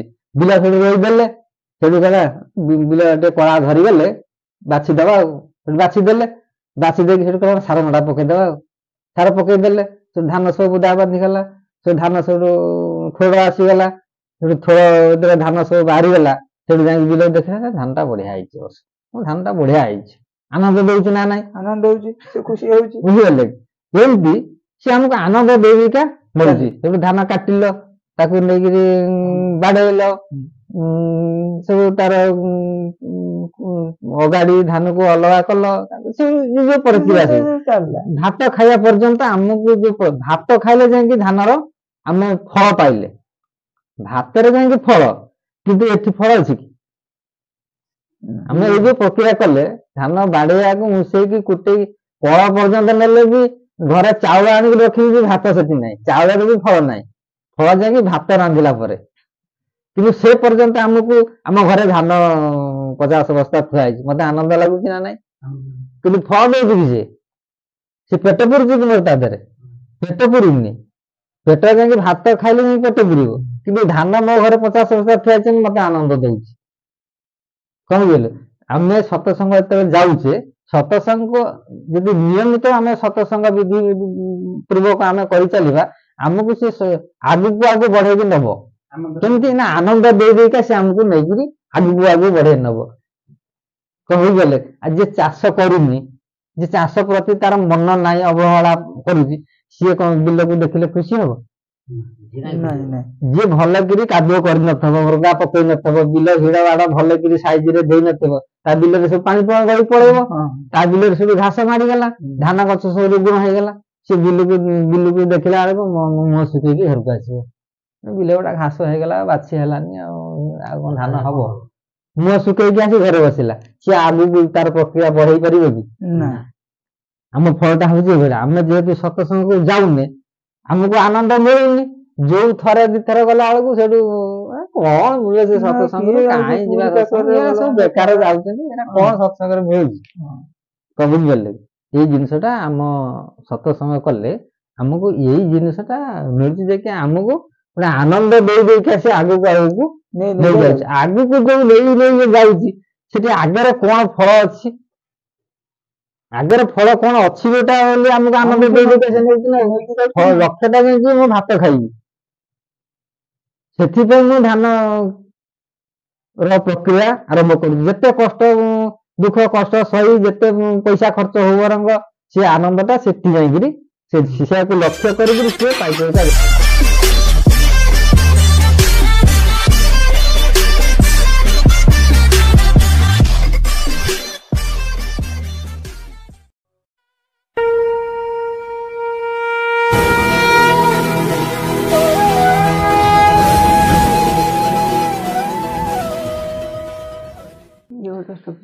ସତ୍ସଙ୍ଗ କଲେ ଆମର ପ୍ରାରବ୍ଧ ହାନି ହୁଏ ଠାକୁର ଚରଣରେ ଲେଖିଲେ। ଆଚ୍ଛା ପ୍ରାରବ୍ଧ ଫଳଟା ଯେତେବେଳେ ଆମେ ଭୋଗ କରୁଛେ ଅଛି ବୋଲି ସେ ଆମକୁ ସତ୍ସଙ୍ଗ ମାଧ୍ୟମରେ କାଟିବେ। ଆଚ୍ଛା ପ୍ରାରବ୍ଧ ଫଳ ଯେତେବେଳେ ଆମର କଟୁଛି ସେ ଆମ ଭିତରେ ଭୋଗ ହେଇକି କଟିବ। ପ୍ରାରବ୍ଧ ଫଳଟା କର୍ମଫଳ ନା, ସେ କର୍ମଫଳଟା ଯେତେବେଳେ ଆମେ ଭୋଗ କରୁଛେ ସେ କର୍ମଫଳଟା ଯେତେବେଳେ ପ୍ରାରବ୍ଧ ଫଳଟା ଯେତେବେଳେ କଟିବ ସତ୍ସଙ୍ଗ କଲେ, ଆଚ୍ଛା ସେ ଯୋଉ କଟିବ ତାକୁ ଭୋଗ ହେଇକିରି କଟିବ ନା ସେମିତି ଗୁଡା କୁଆଡେ କେମିତି କଣ ଅଲଗା ଉପାୟରେ କଟିବ? ଭୋଗ ହେଇ କଟିବ ନା, ସେଟା ଭୋଗ ହେଇକିରି ଆମ ଭିତରେ କଟିବ। କେମିତି ଭୋଗ? ଆଉ ଗୋଟେ ବାଣୀରେ ସେଠି କହିଲେ ନା ଯେତେ ସତ୍ସଙ୍ଗ ତମେ ନିୟମିତ ବିଧି ପୂର୍ବକ ଯଦି ବାର ବାର ସତ୍ସଙ୍ଗ କରିବ ପ୍ରାରବ୍ଧ ଫଳ ଗୁଡିକ ଆଗୁଆ ଆଗୁଆ ଭୋଗ ହବ। ତା ପରବର୍ତ୍ତୀ ବାଣୀରେ ସେ କହିଛନ୍ତି ଯେ କି ଆଗୁଆ ଆଗୁଆ ଭୋଗ ହବ ନା ବେଶୀ ବେଶୀ ତମ ଭିତରେ କର୍ମଫଳ ଗୁଡାକ ସବୁ ଆଗୁଆ ଆଗୁଆ ଭୋଗ ହେଇଯିବ। ଯୋଉଟା ତମକୁ 60 ବର୍ଷ ବୟସରେ ଯୋଉଟା ଭୋଗିବା କଥା ସେ ଫଳଟା 60 ବର୍ଷ ବୟସରେ ଆସିଥାନ୍ତା, ସେଟା ଏବେ ତମ ପାଖକୁ ପଳେଇ ଆସିବ। ଯେତେ ବୟସ ହେଇଥିବ ସେ ଆଗୁଆ ତମ ଭିତରେ ଭୋଗ ହେଇଯିବ। ଆଗୁଆ ଯେତେବେଳେ ଭୋଗ ହେଇଯିବ ତମକୁ ବେଶୀ ଦୁଃଖ ପଡିବ ନା ନାଇଁ? ରୋଗ ଶୋକ ଦୁଃଖ ଇଏ ହଉଛି ଜୀବର ସଂସ୍କାର। ଏ କଥା ଠାକୁର କହିଲେ। ଏଇଟା ଭୋଗ ହେଇଗଲେ ତମ ଭିତରେ ସଂସ୍କାର ହେଇଗଲା, ସେ ରୋଗର ସଂସ୍କାର ହେଇଗଲା, ସରିଗଲା ସେଠି। ଯଦି ଆମ ଭିତରେ ସେ ରୋଗ ଶୋକ ଦୁଃଖ ଏଗୁଡା ସବୁ ରହିବ, ଏଇଗୁଡାକ ସବୁ ଆମକୁ ପରମାର୍ଥ ପଥରେ ଯିବା ପାଇଁ ବାଧା ସୃଷ୍ଟି କରୁଛନ୍ତି ନା ନାଇଁ? ଅଚ୍ୟୁତି ଭାଇ କହିଲେ ମୋର ରୋଗ, ମୁଁ ଆଉ ସତ୍ସଙ୍ଗ ଯାଇପାରିବିନି। କିଏ ବାଧା ଦେଲା? ରୋଗ ବାଧା। ବୟସ ବୁଢା ହେଇଗଲାଣି, ଆଉ ଆଖିକି ଦେଖା ହଉନି, ସାଇକେଲ ଚଲେଇ ପାରିବିନି, କଣ ଜିନିଷ ଗୋଟା ଉଦାହରଣ ଦଉଛି। ତେଣୁକରି ଏଇଟା ବାଧା କିଏ ଦେଲା? ରୋଗ, ବାର୍ଦ୍ଧକ୍ୟ, ଦୁଃଖ, ଅଭାବ। ଆମର ଅଭାବରେ ପଡିଛି, ଆଉ କଣ ସତ୍ସଙ୍ଗ ଯିବି ଗୋଟେ ଅଭାବ। ଆଉ ତେଣୁ ଅଭାବଟା ଏଇ ସବୁ ଜିନିଷ ଆମ ଭିତରେ କଣ ପ୍ରାରବ୍ଧ ଫଳ ହେଇକିରି ସେ ଆମ ଭିତରେ ଆସିଛି। ଯେତେବେଳେ ଆମେ ନିୟମିତ ସତ୍ସଙ୍ଗ କରିବା ସେ ପ୍ରାରବ୍ଧ ଫଳ ସବୁ ଆଗୁଆ ଆଗୁଆ ଭୋଗ ହେଇଯିବ। ସିଏ ଚେଷ୍ଟା କରିବେ, ଇଏ ସତ୍ସଙ୍ଗ କରୁଛି ଯେ ଆକୁ ଶୀଘ୍ର ଶୀଘ୍ର ଫଳଟା ଭୋଗ କରିଦେଲେ ମୁଁ ଆକୁ ଶୀଘ୍ର ଦେଇ ପଳେଇବି, ସେ ଶୀଘ୍ର ଶୀଘ୍ର ପାର ହେଇଯିବ। ତେଣୁ ଯଦି ସେ ପ୍ରାରବ୍ଧ ଫଳ ଆମ ଭିତରେ ରହେ ସେ ଆମ ଭିତରେ ବାର ବାଧା ସୃଷ୍ଟି କରିବ। ତେଣୁକରି ଆମେ ସେଇଥିପାଇଁ ଆମେ ବିକାରଗ୍ରସ୍ତ ହଉଛେ। ଗୁରୁଙ୍କୁ ଭଲ ପାଇକିରି ଗୁରୁଙ୍କୁ ବିଶ୍ୱାସ କରିକିରି ଆମେ ଗୁରୁଙ୍କର ସେବା ତ୍ୟାଗ ଆମେ କରିପାରୁନେ, ବୁଝିପାରିଲେ? ତେଣୁକରି ଆମକୁ ସେଥିପାଇଁ ପ୍ରଥମ କଥା ହେଲା ଆମକୁ ଠାକୁରଙ୍କ ବିଷୟରେ ଜାଣିବା। ଠାକୁରଙ୍କ ବିଷୟରେ ଜାଣିବା ପାଇଁ ହେଲେ ଆମେ ସତ୍ସଙ୍ଗରେ ବସିବାକୁ ପଡିବ। ଠାକୁରଙ୍କ ବିଷୟରେ ଜାଣିବେ କୋଉଠୁ? ସତ୍ସଙ୍ଗରେ ଜ୍ଞାନଟା, ଠାକୁରଙ୍କର ଜ୍ଞାନଟା କୁହାହଉଛି ନା, ସତ୍ସଙ୍ଗରେ ଯଦି ଆମେ ସତ୍ସଙ୍ଗ ନ ଯିବା ଠାକୁରଙ୍କୁ ଜାଣିବା କେମିତି? ସେ କଣ ଆମକୁ କୋଉ ବାଟ ଦେଖଉଛନ୍ତି, କୋଉ ପଥ ଦେଖଉଛନ୍ତି, ମୋ କଣ କରିବା ଦରକାର, ଏ ବିଷୟଟା କେବଳ ସତ୍ସଙ୍ଗରେ ମିଳେ ନା। ବିନା ସତ୍ସଙ୍ଗରେ ଆମେ କୋଉଠି ସେ ଫଳ ମିଳିବ? ସେଇଥିପାଇଁ ଆମେ ଯେହେତୁ ସତ୍ସଙ୍ଗ ଜାଣିନୁ ଆମେ ସବୁ ନିଜ ବୋଧରେ ରହିଛେ। ଠାକୁରଙ୍କୁ ସମସ୍ତେ ଭଲ ପାଉଛନ୍ତି, ଠାକୁରଙ୍କୁ ସମସ୍ତେ ବିଶ୍ୱାସ କରୁଛନ୍ତି, ହେଲେ ନିଜ ବୋଧରେ, ତାଙ୍କ ଇଚ୍ଛାରେ ନୁହଁ। ତାଙ୍କ ଇଚ୍ଛାରେ ଆମେ ତାଙ୍କୁ ଭଲ ପାଇପାରୁନେ, ତାଙ୍କ ଇଚ୍ଛାରେ ଆମେ କିଛି କରୁନେ। ତେଣୁ ଆମ ବୋଧରେ, ଆମ ବୋଧ ଶକ୍ତି ନେଇକିରି ଆମେ ଚାଲିଛେ।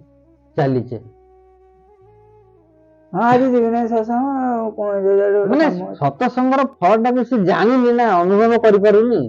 ସତ୍ସଙ୍ଗରେ କଣ କଲେ, ସତ୍ସଙ୍ଗ କଲେ କଣ ତା ଦେହରେ ଲାଭ ମିଳୁଛି ସେ ସେତିକି ଜାଣିନି। ଯଦି ସତ୍ସଙ୍ଗରେ ବସନ୍ତା ସେ ସିନା ଜାଣନ୍ତା। ଆଉ ଜାଣିବା ପାଇଁ ହେଲେ ତାକୁ ଶ୍ରୁତି ମଣ୍ଡଳରୁ ଆସିବାକୁ ପଡିବ, ଶ୍ରୋତା ହବାକୁ ପଡିବ। ଶ୍ରୋତା ହେଲେ ଜଣେ ଶୁଣିବ ନା। ଜଣେ ଯଦି ଶ୍ରୋତା ନ ହବ, ମୁଁ କଣ କହିଲି କି ଠାକୁର କଣ କହିଲେ, ଯଦି ସତ୍ସଙ୍ଗରେ ସେଠି କଣ ଆଲୋଚନା ହଉଛି, ଜଣେ ଯଦି ମନ, ଠାକୁର କହିଲେ ପ୍ରଥମ ଚରଣରେ ମୋ କଥା ଟିକେ ମନ ଚୈତନ୍ୟ ଦେଇକି ଶୁଣିରେ ଧନ। ମନ ତ ଦେଇକି ଶୁଣି ପୁଣି ଚୈତନ୍ୟ କାହିଁ ଯୋଡ଼ିଲେ ସେଠି? ସମସ୍ତେ କଥାଟାକୁ ମନ ଦେଇକି ଶୁଣନ୍ତି, କିନ୍ତୁ ଚୈତନ୍ୟକୁ ଠାକୁର କହିଲେ ଚୈତନ୍ୟ ମନ ଆଉ ଚୈତନ୍ୟ ଦେଇକି ମୋ କଥା ଟିକେ ଶୁଣ। ମନ ସହିତ ଚୈତନ୍ୟ ନ ଯୋଡ଼ିଲେ କଣ ହବ? ମନ ସହିତ ଚୈତନ୍ୟ, ମୁଁ ତ କଥା କହୁଛି, ମୋ କଥା ଟିକେ ମନ ଦେଇକି ଶୁଣ। ଚୈତନ୍ୟକୁ ଯାଇ ଠାକୁର ଯୋଡ଼ିଲେ ନା, ଚୈତନ୍ୟକୁ ଯଦି ଯୋଡ଼ିଦବ ସେ କଥାଟା ମୋ ଭିତରେ ସବୁଦିନ ପାଇଁ ରହିବ, ଯାହା ପ୍ରିଣ୍ଟ ହେଇକିରି ରହିଲା ଭଳିଆ ସେ ରହିଯିବ, କମ୍ପ୍ୟୁଟର ଫିଡିଂ ହେଲା। ବୁଝିପାରିଲେ କି? ତେଣୁକରି ମତେ ତମ ଗାଁରେ ପଡୋଶୀ ସହିତ ତମର ଝଗଡା ହେଇଥିଲା କି 12 ବର୍ଷ ତଳେ, 12 ବର୍ଷ ତଳେ ସିଏ କଣ କଣ ତମକୁ କହିଥିଲା, ତମର ସେ କଥା ଆଜି ବି ମନେ ଅଛି। ସେଇଦିନ ଝଗଡା ହେଇଥିଲା ଏଇ ସକାଶେ, ଏଇ 12 ସକାଶେ କି ଏଇ ଛେଳି ସକାଶେ, ଆଉ ସେ ମତେ ଏଇ ଭାଷା କହିଥିଲା, ଏଇ କାମ ସେ କରିଥିଲା, ଏଇଆ ଘଟଣା ଘଟିଥିଲା, ସେ କଥା ତମର ଆଜି ମନେ ଅଛି। ଆଉ କାଲି ସକାଳେ କଣ ଘଟଣା ହେଇଥିଲା ତମ ପଚାରିଲେ ତମେ କହିପାରିବନି। କାହିଁକି ମନେ ରହୁନି? ନା ସେ କଥାଟାକୁ ଶୁଣିଛି, ତାକୁ ବି ଶୁଣିଛି, ଆକୁ ବି ଶୁଣିଛି, କିନ୍ତୁ ଏ କଥାଟାକୁ ମନ ଦେଇକି ଶୁଣିଛି, ସେ କଥାଟାକୁ ଚୈତନ୍ୟ ଦେଇକି ତାକୁ ଶୁଣିଛି, ମନେ ରଖିଛି। ସେ ପିଲାଦିନେ କଣ ଘଟଣା ଘଟିଥିଲା ସ୍କୁଲରେ ସେ କଥା ସେ ମନେ ରଖିଛି। ଆଜି କଥା କାଲି କଥା ମନେ ନାହିଁ। ଆଜି ହେଲା କି ବାରେ? ଆଜି ରବିବାରେ। ମଙ୍ଗଳବାର ଦିନ କଣ ତମର ତରକାରୀ ରନ୍ଧା ହେଇଥିଲା ମତେ କହିଲେ ଗାଧୁଆ ବେଳେ? ମନେ ନାହିଁ। 4 ଦିନର କଥା ମନେ ନାହିଁ ମୋର, କିନ୍ତୁ ଯୋଉ କଥାଟାକୁ କୋଉ ଦିନ ତମ ସ୍ତ୍ରୀ ସହିତ ତରକାରୀ ପାଇଁ ଝଗଡା ହେଇଥିଲା ସେ କଥାଟା ତମର ମନରେ ଅଛି। 5 ବର୍ଷ ତଳେ ମୋ ସ୍ତ୍ରୀ ସହିତ ଏଇ ତରକାରୀ ସକାଶେ ମୋର ଝଗଡା ହେଇଥିଲା, ସେ କଥାଟା ମନେ ଅଛି। ମନେ ପକା, ମନେ ପଡିଯିବ। ଏମିତି ହୁଏ କଣ ପାଇଁ? ସେଥିରେ ମନ ଚୈତନ୍ୟ ତା ଦେହରେ ଯୋଗ ହେଇଗଲା, ଯେହେତୁ ତା ସାକୁ ରିପିଟ କରାହେଲା ସେ କଥାଟାକୁ, ସେ ରିପିଟ ଟାକୁ ମନରେ ଖାଲି ଆକୁ ଶୁଣିଦେଲି, ମୋର ଚାଲିଆଇଲି, ସେ କଥାଟା କିଛି ସମୟ ପରେ ସେଟା ଭିତରୁ ପଳାଏ। ଯଦି ଚୈତନ୍ୟ ସହିତ ସେ ଘଟଣାଟା ଯଦି ଚୈତନ୍ୟ ସହିତ ଯୋଗ ହବ ତାହେଲେ ସେଇଟା ସବୁଦିନ ପାଇଁ ମନେ ରହିବ। ରିପିଟ ହଉଛି ନା ସେ ଜିନିଷଟା। ଝଗଡାଟା ହେଇଛି ମାନେ ତରକାରୀ ଖରାପ ହେଇଛି ବୋଲି ସେଇଦିନ ଝଗଡା କଥାଟା ମନେ ରହୁଛି କାହିଁକି ନା ସେଥିରେ ରିପିଟ ହେଲା ସେ କଥାଟା। ଏ ଖାଲି ଶୁଣିଦେଲା, ଚାଲିଗଲା, ମନରେ ରଖିଦେଲା, ମନଟା କିଛି ସମୟ ପରେ ପୁଣି ବୁଲେଇ ଦେଲା। ଚୈତନ୍ୟ ଭିତରେ ରହିଲେ ସେ ଆଉ ଏତେ ପଇସା ଖର୍ଚ୍ଚ କରି ତରକାରୀଟା ହେଇଥିଲା ତାକୁ ଖରାପ କରିଦେଲ। ସେଥିପାଇଁ ଆମକୁ ମନ ଚୈତନ୍ୟ ଦେଇକିରି ଠାକୁରଙ୍କ କଥାକୁ ଶୁଣିବାକୁ ପଡିବ। ଯଦି ମନ ଚୈତନ୍ୟ ଦେଇକି ସେ ଆମକୁ ଶ୍ରୋତା ହେବାକୁ ପଡିବ। ଶ୍ରୋତା ସବୁବେଳେ ସବୁ କଥାକୁ ମନ ଚୈତନ୍ୟ ଦେଇକି ଶୁଣେ, ଶୁଣିଲେ ତା ଭିତରେ ସେ ଜିନିଷଟା ରହିଲା, ସିଏ ରହିଲେ ଗୁରୁଙ୍କ ପ୍ରତି ତାର ଆକର୍ଷଣ ବଢିବ। ଯେହେତୁ ଗୁରୁଙ୍କ ପ୍ରତି ଆମେ ଭଲ ପାଉଛେ, ହେଲେ ତାଙ୍କ ପ୍ରତି ଆକର୍ଷଣଟା ରହୁନି, ଯୋଉ ଆକର୍ଷଣଟା ଆମକୁ ତାଙ୍କ ପାଖକୁ ଟାଣି ନବ। ସେବା ତ୍ୟାଗ ଠାରୁ ନାଇଁ, ସେବା ତ୍ୟାଗ ବିନା କର୍ମଯୋଗ ଦେଇ ନପାରେ ଚରମ ଭୋଗ। ସେବା ତ୍ୟାଗ ବିନା, ଯଦି ସେବା ନାହିଁ କି ତ୍ୟାଗ ନାହିଁ, ତାହେଲେ କର୍ମଯୋଗ କରୁଛେ, କର୍ମଯୋଗ ଆମକୁ ସେ ଚରମ ଭୋଗ ଚରମରେ ପହଞ୍ଚେଇ ପାରିବ ନାହିଁ ଯଦି ସେବା ତ୍ୟାଗ ନାହିଁ। ସେବା ତ୍ୟାଗଟା କଣ? ସେବା ଅର୍ଥ କଣ?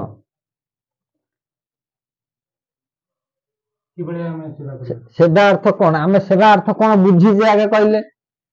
ଠାକୁରଙ୍କୁ ସୁନା ମୁକୁଟ ଦବା, ଠାକୁରଙ୍କୁ ଭଲ ଭଲ ସୁଆଦିଆ ଭୋଗ ନେଇକି ଦବା, ତାଙ୍କୁ ପାଟ ଲୁଗା ପିନ୍ଧେଇବା, କହିଲେ ଠାକୁରଙ୍କୁ ଭଲ ଗାଧେଇ ଦବା, ଭଲ ଗୁଆ ଘିଅରେ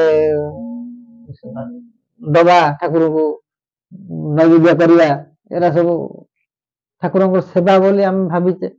ଠାକୁର କଣ କହିଲେ ଜାଣିଛ ନା?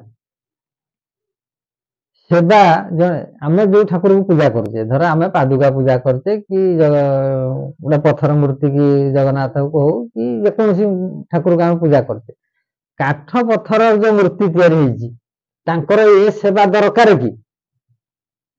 ନାଇଁ, ଏ ସେବା କେମିତି ଦରକାର? ପାଟ ଲୁଗା ମୁଁ ସୁନା ମୁକୁଟ ନେଇକିରି ପିନ୍ଧେଇବି, ସୁନା ମୁକୁଟ ସେ କାଠ ମୂର୍ତ୍ତିରେ ଦରକାର? ଦରକାର କି ତାର? ଗୋଟେ ଜୀବନ୍ତ ଠାକୁରକୁ ଦେଲେ ମୁଁ ଯଦି ସୁନା ମୁକୁଟ ପିନ୍ଧେ ମୁଁ ଶୋଭା ପାଇବି, ମୁଁ ଯଦି ପାଟ ଲୁଗାଟା ପିନ୍ଧେ ମତେ ଶୋଭା ଲାଗିବ ନା ନାଇଁ କି? ସୁନ୍ଦର ମୁଁ ଯଦି ସୁଆଦିଆ ଅମୃତ ତୁଲ୍ୟ ଖାଦ୍ୟ ଖାଏ ମତେ ଆନନ୍ଦ ଲାଗିବ। ଆଚ୍ଛା ସିଏ କଣ ସେ ତାକୁ ତାର ଦରକାର, ଯୋଉଟା ତାର ଦରକାର ନାହିଁ ଆମେ ତାକୁ ସେଇ ସେବାଟି ଦଉଛେ। ଯୋଉଟା ତାର ଦରକାର ନାହିଁ ଆମେ ଶିବ ଲିଙ୍ଗରେ ସବୁବେଳେ କ୍ଷୀର ଢାରୁନେ କି, ସବୁବେଳେ ଢାରୁନେ କି? ହେଲେ ତାଙ୍କର କଣ ଦରକାର, ତାଙ୍କର କଣ ଦରକାର? ଆମେ ରାମକୁ ପୂଜା କରୁନେ କି? ରାମ ନବମୀ ପାଳନ କରୁଛେ, ରାମକୁ ପୂଜା କରୁଛେ, ହନୁମାନଙ୍କୁ ପୂଜା କରୁଛେ, କିନ୍ତୁ ହନୁମାନଙ୍କୁ ଆମେ ପୂଜା କରୁଛେ, ହନୁମାନ କଣ କରିବେ ଆମକୁ ପାଇଲେ ସେ କଥା ଆଉ ମନେ ନାହିଁ। ହନୁମାନଙ୍କୁ ମଧ୍ୟ ପୂଜା କରୁଛେ, ଆମେ ହନୁମାନଙ୍କୁ ଭଲ ପାଉଛେ, ହେଲେ ହନୁମାନ କଣ କରିକିରି ଆମକୁ ପାଇଲା ସେ କଥାଟି ଆମେ କରୁନେ। ହନୁମାନର ଆଦର୍ଶକୁ ଆମେ ମାନୁନେ, କିନ୍ତୁ ହନୁମାନଙ୍କୁ ପୂଜା କରୁଛେ। ରାମକୁ ଆମେ ପୂଜା କରୁଛେ, ରାମ କଣ କରିକି ଯାଇଛନ୍ତି, ରାମଙ୍କର ଆଦର୍ଶ କଣ, ସେ କୋଉ ଶିକ୍ଷା ଦେଇ ଯାଇଛନ୍ତି ଆମେ ତାକୁ ମାନୁନେ। ଫଳ କେମିତି ମିଳିବ? ରାମକୁ ଯଦି ସୁନା ମୁକୁଟ ପିନ୍ଧେଇ ପାଟ ଲୁଗା ନେଇକି ପିନ୍ଧେଇ ରାମ ମୂର୍ତ୍ତିରେ ଫଳ ମିଳିବ? ମିଳୁଛି କି? ମିଳିବ ନାହିଁ। ତେଣୁକରି ଆମର ଗୁରୁ ସେବା, ଗୁରୁଙ୍କର ସେବା, ଠାକୁରଙ୍କର ସେବା ଅର୍ଥ କଣ ନା ତାଙ୍କ ଆଦେଶକୁ ପାଳନ କରିବା। ଏଇଟା ହଉଛି ସେବା, ତାଙ୍କର ଆଦେଶକୁ ପାଳନ କରିବା। ଆମେ ଗୁରୁଙ୍କର ଆଦେଶ ଆମ ପାଇଁ ଅଛି ନା ନାହିଁ? ଅଛି ନିୟମ, ସେ ଆମକୁ ଆଦେଶ ଦେଇଛନ୍ତି କୋଉ ନିୟମରେ ଯିବା। ଆମକୁ ଠାକୁର ଯୋଉ ଆଦେଶ ଦେଇଛନ୍ତି ସେ ଆଦେଶଟା ଆମର ଉପକାର କରିବ ନା ଅପକାର କରିବ? ଉପକାର କରିବ। ଆମକୁ ଅକଳିଆ ଲାଗିବ ନା ସୁବିଧା ହବ? ଠାକୁର ଯୋଉ ନିୟମ ଆମକୁ ଦେଇଛନ୍ତି ସେଥିରେ ଆମକୁ ଯିବାକୁ ଅକଳିଆ ହବ କି? ଏଟା ସୁବିଧା ବାଟରେ ଦେଇଛନ୍ତି। ଆଚ୍ଛା ସିଏ ଆମର ଯଦି ଅସୁବିଧା କରନ୍ତା ଆମର ସିଏ ଆମକୁ ସେ ନିୟମରେ ଯିବା ପାଇଁ କହନ୍ତି, ସେଟା ତୋର ଭଲ ହବ ବୋଲି ତତେ ସେଇ ବାଟରେ ଯିବା ପାଇଁ କହିଛନ୍ତି। ଏଇ ବାଟରେ ଯାରେ, ଏଇ ବାଟରେ ସୁବିଧା ବାଟ, କିନ୍ତୁ ଆମେ ଅବାଟରେ ଯାଇକିରି କଣ୍ଟା ମାଡୁଛେ, ଖାଲ ଢିପରେ ପଡୁଛେ, ପାଦ ଖସିଗଲା, କଚଡା ଖାଇଲେ, ସେଠୁ କଣ ନା ଠାକୁର ମତେ ପକେଇଦେଲେ। ଠାକୁର ମତେ ତ ଠାକୁର ଏମିତି ଅସୁବିଧାରେ ପକେଇ ଦେଇଛନ୍ତି। ଆଉ ଅସୁବିଧାରେ ଥିବା ଖସଡା ପାତରେ ପାଦ ଦେଲୁ ତ ଗୋଡ ଖସିଗଲା, ସେ ତ ତୁ ମନା କରୁଛୁ ଏଇଟା ଖସଡା ବାଟ, ଏ ବାଟରେ ଯାଆନା, ଏଠି ଖାଲ ଅଛି, ତୁ ସେଠି ଗଭୀର ପାଣି, ତୁ ସେ ବାଟ ଗଲେ ବୁଡିଯିବୁ। ଆଉ ତୁ ବୁଡି ଗଲୁ ଠାକୁର ମତେ ବୁଡେଇ ଦେଲେ, ସେଇଟା ଭୁଲ। ଆମେ କହୁଛୁ ଦୋଷ ଦଉଛେ ନା ନାଇଁ? ଠାକୁର ତ ମତେ ଏଇ ଅବସ୍ଥାରେ ରଖିଛିନି, ଆଉ କାହିଁକି ସେ ତତେ ବାଟ ଦେଖେଇ ନାହାନ୍ତି ଯୋଉ ବାଟରେ ଗଲେ ତତେ ରୋଗ ହବନି, ତତେ ଦୁଃଖ ପଡିବନି, ତୋର ଅଭାବ ପଡିବନି? ସେ ଦେଖେଇଛନ୍ତି ବାଟ, ଆମେ ତା କରୁନୁ, ଆମ ମନକୁ ଆମେ କରୁଛୁ। ସେ ତ କହିଲେ ତୁ ମାନେ ସବୁ ପ୍ରକାର ବ୍ୟବସ୍ଥା ସେ କରୁଛନ୍ତି ନା ଆମ ପାଇଁ। ତେଣୁକରି ଆମେ କଣ କରୁଛେ ନା ଆମର ସେବା ନାହିଁ କି ତ୍ୟାଗ ନାହିଁ। ତ୍ୟାଗର ଅର୍ଥ କଣ? ତ୍ୟାଗ ଅର୍ଥ ଆମେ କଣ ବୁଝିବେ? ସବୁ ଛାଡିଦବା, ଆକୁ ତ୍ୟାଗ କରିଦବା? ତ୍ୟାଗ ଅର୍ଥ ଛାଡିବାର ନୁହେଁ। ଆମ ଘର ଦ୍ୱାର ଛାଡି ଦେଇକିରି ଠାକୁରଙ୍କ ଲାଇନରେ ଯିବା, ଆମେ ସବୁ କର୍ମ କରିବାନି, ଖାଲି ସତ୍ସଙ୍ଗ କରିବା, ଭଜନ କୀର୍ତ୍ତନ କରିକି ବୁଲିବା? କର୍ମ କରିବାକୁ ପଡିବ ନା। ସେବା ନାଇଁ, ତ୍ୟାଗର ଅର୍ଥ ହଉଛି କଣ ନା ଆମେ ଯୋଉ ଜିନିଷଟା ଆମର ଆବଶ୍ୟକ ନାହିଁ, ଯୋଉ ଜିନିଷଟା ଆମର କ୍ଷତି କରୁଛି, ଆମର ଅମଙ୍ଗଳ ପଥରେ ଆମକୁ ଟାଣି ନେଉଛି, ସେଇ ଜିନିଷକୁ ତ୍ୟାଗ କରିବା। ତ୍ୟାଗ ଅର୍ଥ କଣ? ଧର ମୁଁ ଆମିଷ ଖାଉଥିଲି, ଆମିଷକୁ ତ୍ୟାଗ କଲି, ଆମିଷଟା ଆମର କ୍ଷତି କରୁଛି, ତେଣୁ ଆମିଷକୁ ତ୍ୟାଗ କଲି। ତ୍ୟାଗ ହେଲା ସେଠି ନା ନାଇଁ? ମୁଁ ପାନ ଖାଉଥିଲି, ପାନକୁ ତ୍ୟାଗ କଲି। ମୁଁ ମଦ ଖାଉଥିଲି, ମଦକୁ ତ୍ୟାଗ କଲି। ଏଇଠି ବସୁଥିଲି, ଏ ବସିବାକୁ ତ୍ୟାଗ କଲି। ଏଇ ପଥରେ ଯାଉଥିଲି, ଏଇ ବାଟରେ ଆଉ ଯିବିନି, ତ୍ୟାଗ। ଏଇ ହଉଛି ତ୍ୟାଗ। ଭଲଟାକୁ ମନ୍ଦଟାକୁ ଛାଡିବି, ତ୍ୟାଗ କରିବି, ଭଲଟାକୁ ଗ୍ରହଣ କରିବି। ଏ ଜାଗାରେ ବସିବିନି, ଏଇ ଜାଗାରେ ବସିବି। ବୁଝିପାରିଲେ? ଏଇଟା ହଉଛି ତ୍ୟାଗ। ଆମିଷ ଖାଉଥିଲି, ଆଉ ଆମିଷ ଖାଇବିନି, ନିରାମିଷ ଖାଇବି। ଆଉ କଣ ଖାଇବାକୁ ଟୋଟାଲି ସେ ବନ୍ଦ କରିଦେବି ନା ଟୋଟାଲି ସବୁ ଛାଡିଦେ? ସବୁ ଛାଡିଲେ ମନ୍ଦଟାକୁ ଛାଡିବୁ, ଭଲଟାକୁ ଗ୍ରହଣ କରିବୁ। ଏଇଟା ହଉଛି ତ୍ୟାଗ।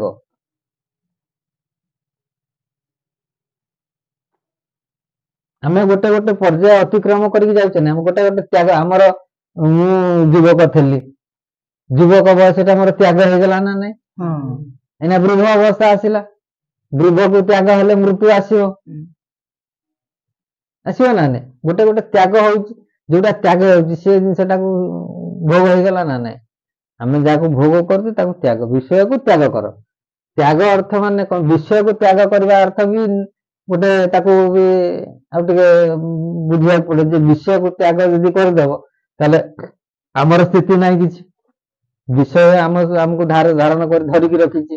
ଆମ ଶରୀର ଅଛି ମାନେ ବିଷୟ ଅଛି ବୋଲି ଆମ ଶରୀର ଅଛି। ବିଷୟ ଯଦି ନଥାନ୍ତା ଶରୀର ବି ନଥାନ୍ତା। ବିଷୟ ଯଦି ନଥାନ୍ତା ଆମେ ଧର୍ମ ପଥରେ ବି ଯାଇପାରନ୍ତାନି। ଧର୍ମ ପଥରେ ବି ବିଷୟର ଆବଶ୍ୟକତା ଅଛି। ତେଣୁକରି ବିଷୟକୁ କେମିତି ଭାବରେ ଆମେ ଗ୍ରହଣ କରିବା, ବିଷୟକୁ ଆମେ କେମିତି ଗ୍ରହଣ କରିବା? ଆମେ ତ ତ୍ୟାଗ କରିଦେଲେ ସବୁ, ଆମେ ସବୁ କିଛି ନାହିଁ। ଆମେ ଲୁହା ଖଣ୍ଡେ କିଣିବାକୁ ମୋ ପାଖରେ ପଇସା ମିଳିବନି, ଧୂପ କାଠିଟିଏ ଆଣିବାକୁ ମୋ ପାଖରେ ପଇସା ନାହିଁ, ବିଷୟକୁ ଛାଡି ଦେଇଛି ସବୁ। କଣ ବୁଝିପାରିଲେ? ତ୍ୟାଗର ମନୋବୃତ୍ତି ଆମ ଭିତରେ ଆସିବା ଦରକାର। ଯଦି ତ୍ୟାଗର ଆମ ଭିତରେ କଣ ଅଛି ନା ଭୋଗର ମନୋବୃତ୍ତି। ଆମେ ସବୁବେଳେ ଭୋଗର ମନୋବୃତ୍ତି ନେଇକିରି ଯାଉଛେ। ମୋର ଏଇଟା ଦରକାର, ମୋର ସେଇଟା ଦରକାର, ମୁଁ ଏମିତି କରିବି, ମୁଁ ସେମିତି କରିବି, ଏଇଟା କଣ ସବୁ ଭୋଗ। ସେ ଭୋଗ ମନୋବୃତ୍ତି ନେଇକି ଆମେ ଆଗକୁ ଯାଉଛେ। ଯଦି ତ୍ୟାଗର ମନୋବୃତ୍ତି ନେଇକି ଆଗକୁ ଯିବା ତାହେଲେ ଆପେ ଆପେ ଆମ ଭିତରେ ତ୍ୟାଗ ହେଇଯିବ। ଯୋଉଟା ଆବଶ୍ୟକତା ନାହିଁ ସେ ଜିନିଷ କରିବିନି, ଯୋଉଟା ଆବଶ୍ୟକ ସେଇଟା ହିଁ କରିବି। କିନ୍ତୁ କଣ କରୁଛି ନା ଆମେ ଭୋଗକୁ ଆଖି ଆଗରେ ରଖିକିରି ଯୋଉଟା କରିବା ଉଚିତ ତାକୁ ନ କରିକି ଯୋଉଟା ନ କରିବା ଉଚିତ ସେଇଟା କରୁଛି। କଣ କରିବା? ଏଇଟା ନ କଲେ ହବନି ଆଉ। ଭୋଗଟା ତା ଭିତରେ ରହୁଛି ନା, ଏଇଟା ନ କଲେ ହବନି ଆଉ, ଏଠିକି ନ ଗଲେ ହବନି ଆଉ। ଯଦି ତ୍ୟାଗ ମନୋବୃତ୍ତି ରହିବ ନା ସେଇଟା ହବ, ପଛେ ହବ ଆଉ, ଦେଖିବା କରିବା ଆଉ। ସବୁବେଳେ ଗୁରୁ ଆଜ୍ଞାକୁ ଆଗରେ ରଖିକିରି ଯଦି ଚାଲିବା ତାହେଲେ ଆମର ଏ ଭିତରେ ତ୍ୟାଗର ମନୋବୃତ୍ତି ଆସିଯିବ। ତ୍ୟାଗ ମନୋବୃତ୍ତି ଆସିଲେ ଯେ ମତେ କିଛି ମିଳିବନି, ଖାଇବାକୁ ମିଳିବନି, ପିନ୍ଧିବାକୁ ମିଳିବନି, ବସ୍ତ୍ର ମିଳିବନି, ଘର ମିଳିବନି। ସବୁ ମିଳିବ କିନ୍ତୁ ଯେତିକି ଆବଶ୍ୟକ ସେତିକି ମିଳିବ। ଆମେ କଣ କରୁଛେ ନା ଆବଶ୍ୟକତାଠାରୁ ଅଧିକ ଆଶା କରୁଛେ, ଅଧିକ ବି କରୁଛେ, ଅଧିକ କରୁନେ କି? ତେଣୁକରି ଆମେ କୋଉଠୁ କରୁଛେ ନା ପରମାର୍ଥ ପଥରୁ ଆମେ ବିଚ୍ଛିନ୍ନ ହେଇକିରି ଆମେ କରୁଛେ। ଯୋଉଟା ଆମର କରିବା ଯୋଉଟା ଦରକାର ସେଇଟାକୁ ଆମେ, ଆମର ଆଜି ସତ୍ସଙ୍ଗ ଯିବା ଦରକାର, ମୁଁ କଣ କରୁଛି ନା ମୋ ବିଷୟକୁ ଆଖି ଆଗରେ ଥୋଇଲି। ତମର ସେ ଧାନ କଟା ହେଇନି କି ମୋର ଅମୁକ କାମଟା ରହିଛି ଆଉ ମୁଁ ଯାଇପାରିବିନି। ବିଷୟ ଆମକୁ ବାଧା ସୃଷ୍ଟି କରୁଛି ନା। ବିଷୟକୁ ଯଦି ତ୍ୟାଗ କରି ପଳେଇବ ତାହେଲେ ସେଠି କଣ ହବ? ଗୁରୁ ସେଠି ଗୁରୁ ଅଛନ୍ତି ନା, ସେ କହିଲେ ମୁଁ ତ ପାଖେ ପାଖେ ଅଛି, ତାହେଲେ ମୋର ଅସୁବିଧା ହବ କି? ସେ ମୋ କାମଟା ହବ ନା ହବନି? ଆଜି ନହେଲେ କାଲି ହବ। ସେଇଟା ବରଂ ସୁବିଧାରେ ହବ, ଯେ କି ଯୋଉଟା ହବ, ଯୋଉ ଅସୁବିଧାଟା ହବ ସେ ଅସୁବିଧାଟା ସେଇ ମୁହୂର୍ତ୍ତକ ପାଇଁ ସେ ଅସୁବିଧାଟା ସୃଷ୍ଟି ହବ।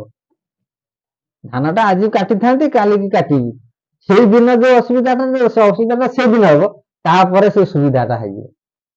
ଯେ କି ଯୋଉଟାକୁ ଆମେ ଅନୁଭବରେ ଆଣିପାରୁନେ, ସେ କେମିତି ଆମ ଭିତରେ ସେ ସୁବିଧା ହେଇକିରି ଚାଲୁଛି ସୁଖରେ, ସେ ଜିନିଷଟା ଆମେ ଅନୁଭବରେ ଆଣିପାରୁନେ। ତେଣୁକରି ଆମେ ସିଏ ଉଠେଇ ନେଇଗଲା, ମୋରି ପଡିକି ରହିଲା, ମୁଁ କାଲି ସତ୍ସଙ୍ଗ କଲି ବୋଲି।